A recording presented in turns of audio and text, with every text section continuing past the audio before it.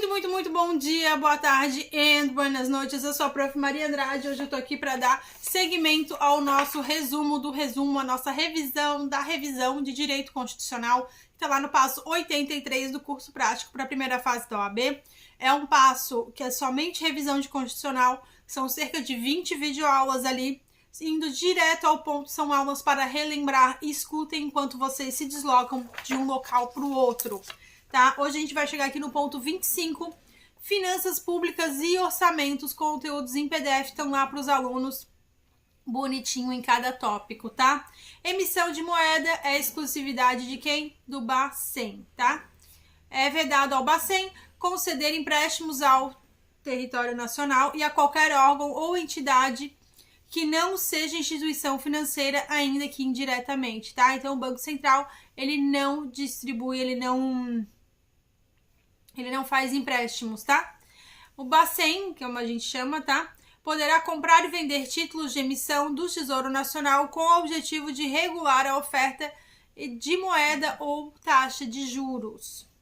Disponibilidades da União depositadas no Bacen, tá? Versus disponibilidades dos estados, Distrito Federal, municípios, órgãos ou entidades públicas depositadas em instituições financeiras oficiais, tá? Então vejam, quando é disponibilidades da União, somente da União que está depositada lá no Banco Central, tá? Quando é município, Distrito Federal, órgãos ou entidades públicas, isso são todos em instituições financeiras oficiais. Notem essa diferença, é interessante para fins de primeira fase de exame de ordem, tá? Princípios orçamentários, aqui a gente vai relembrar vários princípiozinhos, tá? Unidade, só existe um orçamento para cada ente federativo. No Brasil existe o orçamento para a União, para cada estado e para cada município. Cada um tem o seu próprio orçamento, tá? Tem o orçamento geral da União, tem o orçamento de cada estado e cada município também tem o seu orçamento, certo?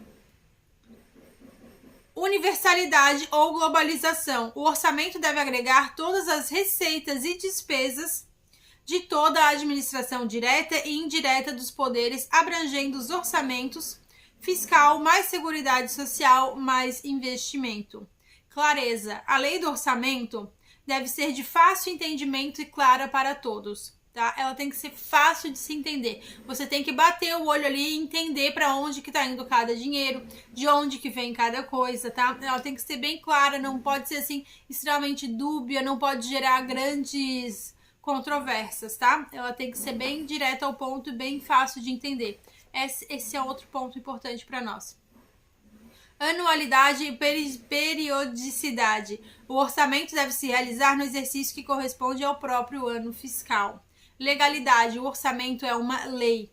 Vejam, é a lei, é a LOA, tá? Lei orçamentária anual, cada um tem a sua.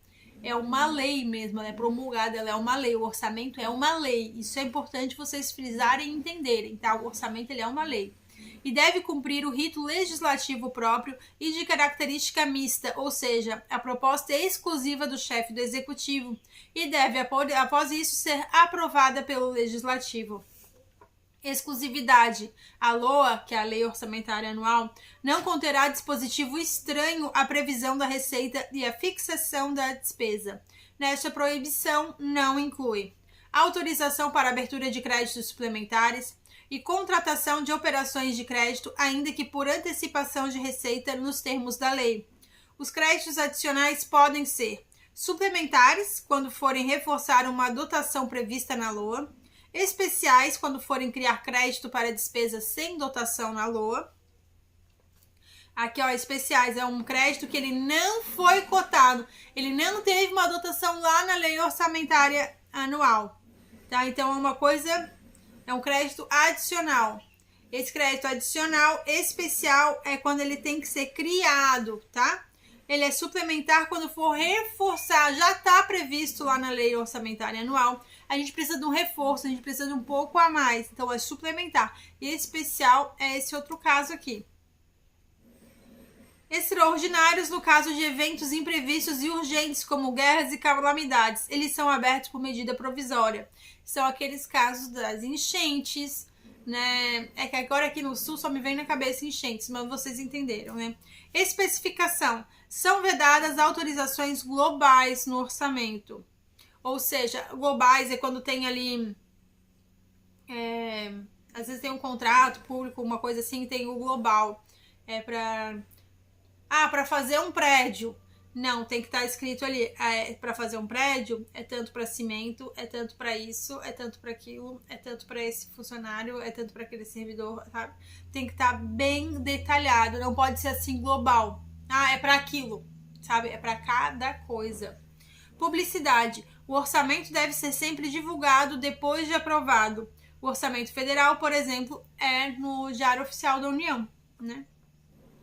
Equilíbrio. As despesas autorizadas devem corresponder ao tanto quanto as receitas previstas. A Constituição de 88 não previu esse princípio expressamente. Ele não é expresso, porém, ele é utilizado para fins de exame de ordem, ele não costuma cair, tá? Orçamento bruto. A receita e despesa devem aparecer no orçamento pelo valor total, sem que haja deduções, exceto as transferências constitucionais. Não afetação ou não vinculação. É vedada a vinculação de impostos a órgão, fundo ou despesas, exceto repartição da receita tributária aos estados e municípios, destinação aos serviços de saúde e ensino, realização de atividades da administração tributária e prestação de garantias às operações de crédito por antecipação de receita, inclusive garantia à contragarantia da União. Programação e tipicidade. O orçamento deve autorizar suas despesas através de classificações específicas, de acordo com códigos pré-definidos para cada tipo. Tem códigos, tá? Lá para cada coisa, por exemplo, construção, colocação de placa, tudo isso entra no orçamento, tá? Colocação de placa nas ruas, até sinalização aqui, bem-vindo à cidade não sei o que, tudo isso vai pro orçamento, tudo isso tem um códigozinho que se coloca lá, tá?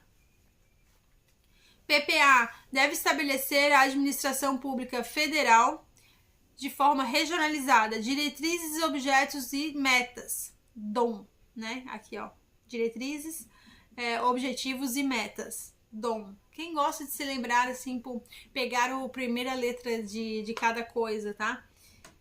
As despesas de capital e outras despesas dela decorrentes, despesas relativas aos programas de duração continuada. É que eu não consigo me lembrar tão bem através de siglas, tá? Mas volta e meia eu coloco aqui, porque eu sei que ajuda bastante gente, mas eu tenho bastante dificuldade com isso, mas eu vou conseguir.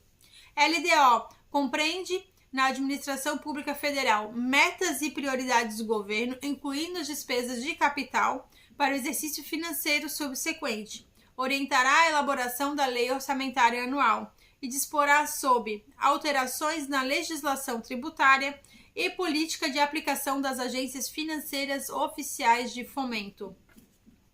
Relatório resumido da execução orçamentária, publicado até 30 dias após cada bimestre. LOA compreende orçamento fiscal e da Seguridade Social, da União, fundos, órgãos e entidades da administração pública direta e indireta, independe, tá? Independente. Mais orçamento de investimento das empresas cuja maioria do capital votante for da União, porém sejam independentes. A LOA só pode conter dispositivos relativos a previsão da receita e a fixação da despesa, autorização para abertura de créditos suplementares, e contratação de operações de crédito, ainda que por antecipação de receita nos termos da lei. Os projetos de lei do PPA, LDO e LOA e dos créditos adicionais serão apreciados pelas duas casas do Congresso Nacional, na forma do regimento comum.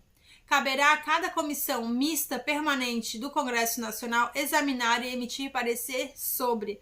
Esse aqui é importante para nós, para fins de exame de ordem, tá? Cada casa do Congresso Nacional, ela vai ter uma comissão ali mista, permanente, tá?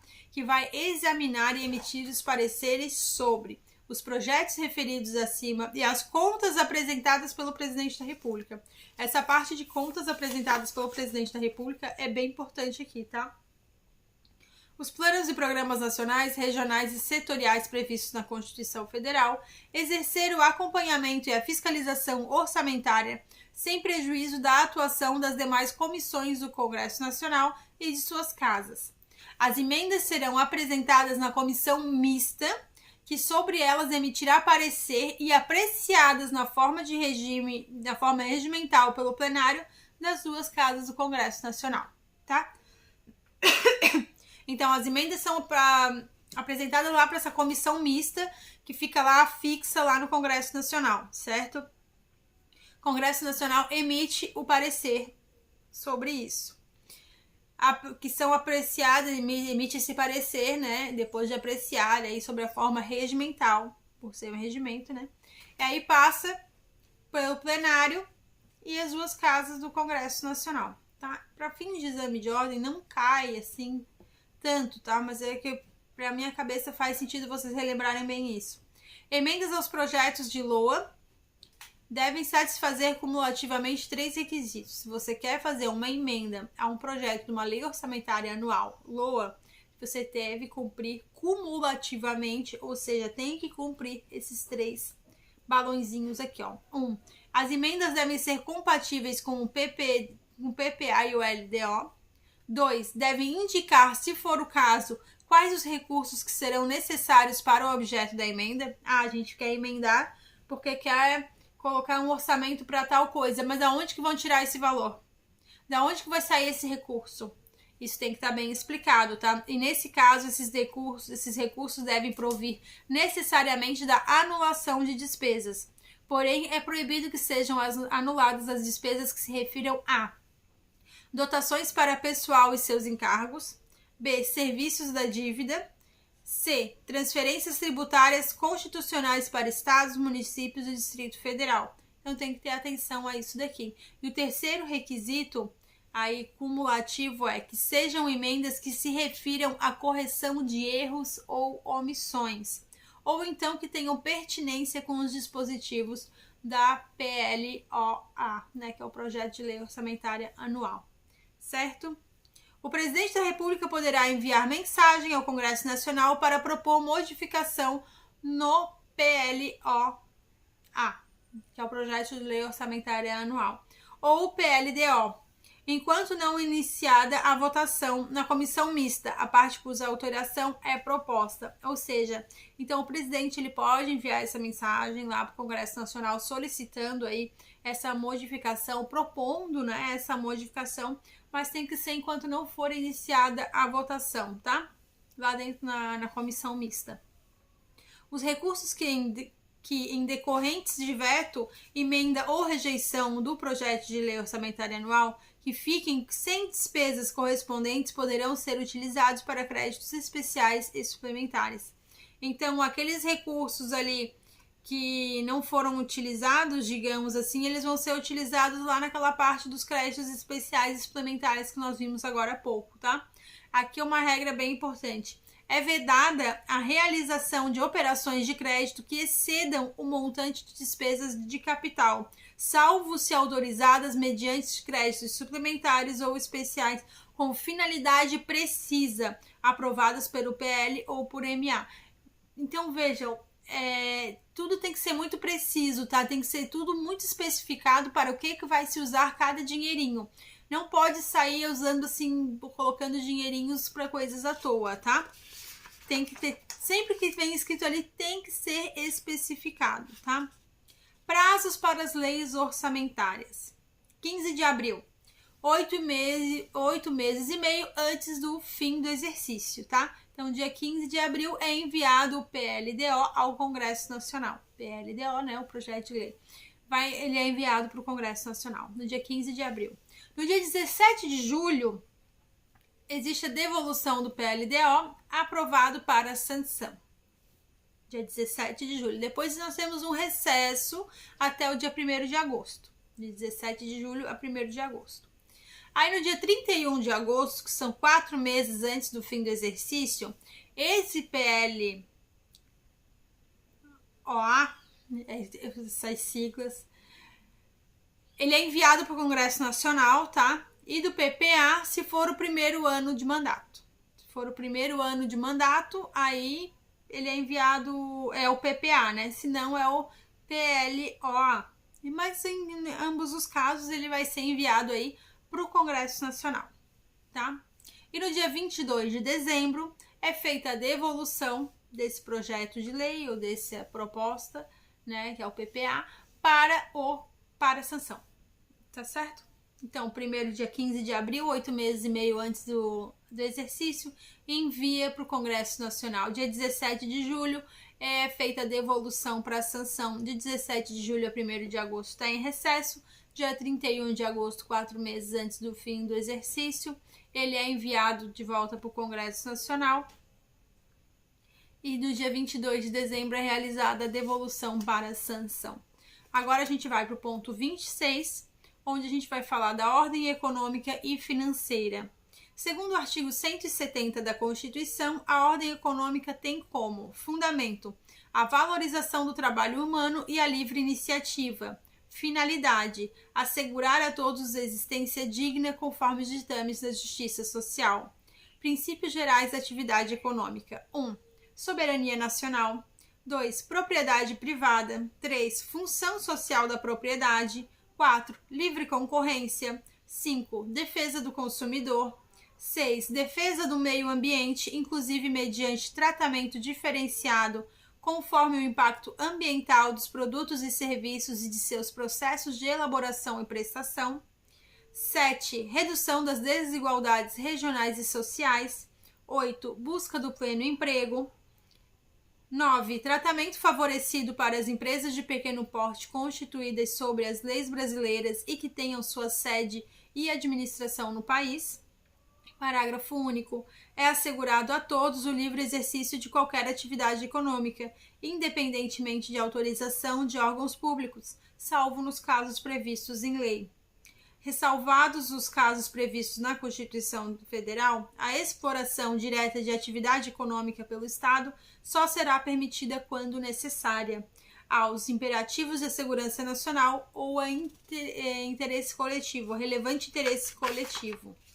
Os estatutos da EPI 100 que explorem atividade econômica devem prever a sujeição ao regime jurídico próprio das empresas privadas, inclusive quanto aos direitos e obrigações civis, comerciais, trabalhistas e tributários, a constituição e o funcionamento dos conselhos de administração fiscal, com a participação dos acionistas minoritários. As EPs e as 100 não poderão gozar de privilégios fiscais não extensivos às do setor privado. Na atividade econômica, o Estado exercerá a. Fiscalização, b. Incentivo e c. Planejamento, sendo que nesse planejamento tem que prestar atenção no seguinte: se esse planejamento for determinante para o setor público e se for indicativo para o setor privado, tá? Em relação aos recursos minerais e hidráulicos, são propriedades distintas da do solo, ou seja, os recursos minerais e hidráulicos que tem no imóvel, num terreno ali, eles não se misturam. Você é dono daquele chão, não quer dizer que você é dono da água que está embaixo daquele chão, tá? Isso é importante vocês se aterem aqui para fins de exame de ordem, tá? Pertencem à União, mas é garantida ao concessionário a propriedade do produto da lavra. É assegurada a participação ao proprietário dos resultados da lavra. As cooperativas de garimpeiros terão prioridade na autorização ou concessão para pesquisa e lavra dos recursos e jazidas de minerais garimpáveis. Prestação de serviços públicos será diretamente ou sob regime de concessão ou permissão, sempre através de licitação. Recursos naturais, exceto petróleo, gás natural, outros hidrocarbonetos e fluidos minerais nucleares. As jazidas de lavra ou não e demais recursos minerais e os potenciais de energia hidráulica. A. Constituem propriedade distinta do solo para efeito de exploração ou aproveitamento. Isso aqui tem algumas vezes escrito no nosso material, já vinha em outros conteúdos também, porque é bem importante vocês entenderem que a água que tem no terreno, por exemplo, ela pertence à União. É garantida ao concessionário, por exemplo, aqui em Florianópolis é a Casan, que é a concessionária aqui que nos atende no abastecimento de água. O meu terreno tem água que passa embaixo essa água não é minha, eu não posso abrir um poço aqui e utilizar essa água. Mas a Casan, que é essa concessionária que faz a distribuição de água aqui em Florianópolis, ela pode pegar essa água que tá aqui embaixo da minha casa, que passa aqui por baixo, tá? Então, é garantida ao concessionário a propriedade do produto da lavra. É assegurada a participação ao proprietário do solo nos resultados da lavra na forma e no valor que dispuser a lei. No caso da água, não, tá?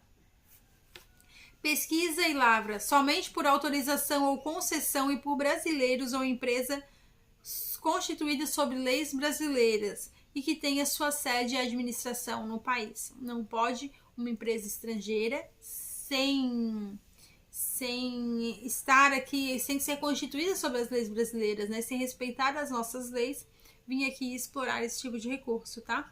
Ou fazer uma pesquisa. No caso aqui a gente tá falando de pesquisa, né? A autorização de pesquisa será sempre por prazo determinado. Não pode ficar eternamente fazendo pesquisa no imóvel dos outros. Não dependerá de autorização ou concessão o aproveitamento do potencial de energia renovável de capacidade reduzida. Monopólio da União. Esse é importante prestar um pouquinho atenção para fins de exame de ordem, tá? Em relação ao petróleo, é monopólio da União sua pesquisa e lavra, sua refinação, sua importação e exportação, seu transporte marítimo, quando for de origem nacional, e seu transporte por meio de conduto, quando de qualquer outra origem, tá? Essa parte, vocês, por favor, prestem atenção. Agora, uma observação. Embora o monopólio da União, ele poderá contratar com empresas estatais ou privadas a realização dessas atividades. Pode contratar uma outra empresa para fazer uma refinaria, para fazer uma pesquisa, tá? Ele pode contratar, mas não deixa de ser um monopólio da União, por mais que possa fazer uma contratação, tá? Em relação a minérios, minerais nucleares e seus derivados, a pesquisa, a lavra, o enriquecimento, o reprocessamento, a industrialização e o comércio, com exceção dos radiosótopos, eu tenho uma dificuldade com essa palavra, gente, cuja produção, comercialização e utilização são permitidos pela Constituição Federal. A lei deve, na ordenação do transporte internacional, observar os acordos firmados pela União, né, atendendo o princípio da reciprocidade. Na ordenação de transporte aquático, estabelecer as condições em que o transporte de mercadorias na cabotagem e a navegação interior poderão ser feitos por embarcações estrangeiras. Os entes dispensarão à ME e às EPPs tratamento jurídico diferenciado, visando incentivá-las pela simplificação de suas obrigações administrativas, tributárias, previdenciárias e creditícias, ou pela eliminação ou redução dessas por meio de lei. Vamos passar mais um. Vamos para mais um. O 27, ordenamento urbano e rural. A gente está caminhando para o final da nossa revisão, tá? Executor da obra política executor da política urbana, poder público municipal. Plano diretor é o instrumento básico da política de desenvolvimento e de expansão urbana. É aprovado pela Câmara Municipal, é obrigatório para cidades com mais de 20 mil habitantes. Esse ponto é obrigatório para cidades com mais de 20 mil habitantes, é que costuma cair em exame de ordem. Tá, volta e meia vem uma pegadinha ali falando sobre o plano diretor, que é obrigatório ter plano diretor, não sei o que plano diretor. E eles pegam muito nesse ponto do acima de 20 mil habitantes, tá? Aí tem que ter plano diretor. A alienação ou a concessão a qualquer título de terras públicas com área superior a 2.500 hectares, APF ou APJ, a pessoa física ou jurídica, né? Ainda que por interposta pessoa, dependerá de prévia aprovação do Congresso Nacional. Exceção: as alienações ou as concessões de terras públicas para fins de reforma agrária. Então, a exceção é a reforma agrária, a gente gosta de gravar a exceção. A lei regulará e limitará a aquisição ou o arrendamento de propriedade rural por PF ou PJ estrangeira e estabelecerá os casos que dependerão de autorização do Congresso Nacional. O imóvel, né, a propriedade, ela tem que cumprir uma função social, né? Cada imóvel tem a sua função, normalmente está lá no plano diretor, dizendo aqui a área residencial, aqui é a área turística, aqui é campo, né? Então, vamos ver aqui, ó. Cumprimento da função social da propriedade urbana, quando atende às exigências fundamentais da ordenação do plano diretor. Então, no caso das propriedades, dos imóveis aí, em locais considerados urbanos, né, onde tem energia elétrica, onde tem luz, água, essas coisas, e que tem ali o plano diretor, tem que seguir o plano diretor. Se diz ali que é uma área para residência e não está residindo ninguém ali por muito tempo, aquela casa está abandonada, aí o Estado vai intervir, porque ela não está cumprindo a sua função social, tá? No caso do rural, quando atende simultaneamente, segundo critérios e graus de exigência estabelecidos em lei, os seguintes requisitos: 1. Aproveitamento racional e adequado. 2. Utilização adequada dos recursos naturais disponíveis e preservação do meio ambiente. 3. Observância das disposições que regulam as relações de trabalho. E 4. Exploração que favoreça o bem-estar dos proprietários e dos trabalhadores. Se o proprietário não utilizar, subutilizar ou não edificar o solo urbano, o poder público municipal pode, por lei específica, para a área incluída no plano diretor, exigir, nos termos da lei federal, que o proprietário promova o adequado aproveitamento sob pena sucessivamente de 1. Parcelamento ou edificação compulsórios. 2. IPTU progressivo no tempo. Ou 3. Desapropriação com pagamento de títulos da dívida pública resgatáveis em até 10 anos. Vejam, é isso quando tu não cumpre a função social da tua propriedade, tu não constrói nada ali, ou tu não usa o que está construído ali, aquilo ali fica ali jogado, abandonado e tal, você pode sofrer essas sanções, tá? Se o imóvel rural que não estiver cumprindo sua função social, competência de desapropriação da União por interesse social, finalidade, reforma agrária, indenização prévia e justa em títulos da dívida agrária resgatáveis no prazo de até 20 anos. Exceção: as benfeitorias úteis e necessárias serão indenizadas em dinheiro. Então, na parte do imóvel rural que não estiver cumprindo a sua função social, já existem mais regrinhas, tá? Tem que ser para fins de reforma agrária. A indenização vai ser em títulos da dívida agrária, não vai ser resgatável em 10 anos, vai ser resgatável em 20 anos. E as benfeitorias úteis e necessárias, uma casinha que botou ali, qualquer coisa que fez ali naquele imóvel, por mais que ele seja rural, essa parte do imóvel em si, né, da casa em si, desse tipo de coisa que tiver lá, isso vai ser pago em dinheiro e não em títulos da dívida agrária, tá? Imunidade de impostos. São isentas de impostos federais, estaduais e municipais as operações de transferência de imóveis desapropriados para fins de reforma agrária. Esse é um ponto importante, tá? Que existe essa imunidade aí no imposto de transferência do imóvel. São insuscetíveis de desapropriação para fins de reforma agrária. A pequena e média propriedade rural, assim definida em lei, desde que seu proprietário não possua outra. E a propriedade produtiva. Então, não pode desapropriar para fins de reforma agrária se for a única propriedade daquele senhor, daquela senhora, né? Que ela é média, ela é pequena, é a única propriedade que eles têm. Essa não vai poder ser desapropriada. E a propriedade produtiva, que ela está realmente produzindo ali, né? Grãos, está produzindo coisas ali. Essa também não vai ser poder desapropriada para fins de reforma agrária, tá? Os beneficiários da distribuição de imóveis rurais pela reforma agrária receberão títulos de domínio ou de concessão de uso inegociáveis pelo prazo de 10 anos, ou seja, eles não podem vender, tá? Não podem negociar, não podem vender com outras pessoas por 10 anos. Uso capião. Propriedade urbana, tá? Aqui pela Constituição, nós temos vários outros tipos de uso capião, tá? Propriedade urbana, área de até 250 metros quadrados, período de posse por 5 anos, ininterrupto e sem oposição, né? Objetivo da posse: utilizar para sua moradia ou de sua família. Restrição: que não seja proprietário de algum outro imóvel, urbano ou rural. Esse direito não será reconhecido ao mesmo possuidor mais de uma vez. Na propriedade rural, o uso capião é de até 50 hectares, período de posse 5 anos ininterrupto e sem oposição. O objetivo da posse será torná-la produtiva por seu trabalho ou de sua família, tendo nela sua moradia, adquirir-lhe-á a propriedade. Restrição.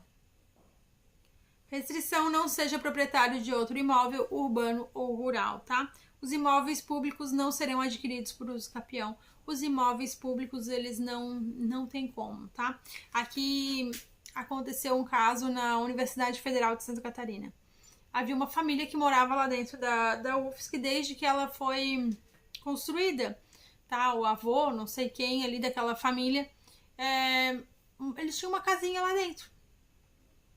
E já moravam lá há muito tempo. Acontece que essa pessoa morreu, ficou para os filhos. E os filhos foram tentar regularizar esse imóvel. Todo mundo deixava eles morar lá, eles estavam ali super de boa. Por anos e anos, assim, muitos anos, tá? Tanto que chegou a falecer uma geração, tudo. Eu fazia estágio na AGU quando a gente pegou esse caso.